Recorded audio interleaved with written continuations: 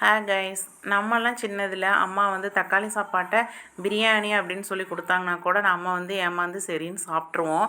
ஆனால் இப்போத்த குட்டீஸ்க்குலாம் பார்த்திங்கன்னா ஏமாற்றவே முடியாதுங்க. இன்றைக்கி காலையிலேயே பார்த்திங்கன்னா பிரியாணி வேணும்னு சொன்னாங்க. பிரியாணி அப்படின்னா அவங்களுக்கு வந்து சிக்கன், மட்டன், காளான் இந்த மூணில் செஞ்சால் தான் பிரியாணிம்பாங்க.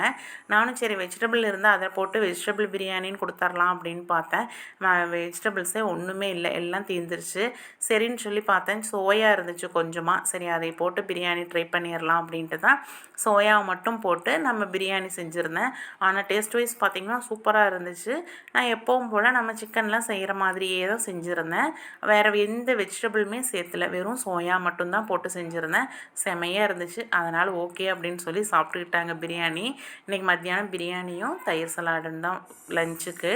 இன்றைக்கி ஜூஸ் பார்த்திங்கன்னா பால் சர்பத் தான் ரெடி பண்ணியிருந்தோம். அதுவும் சூப்பராக இருந்துச்சு. நாளைக்கு மீட் பண்ணலாம். பை.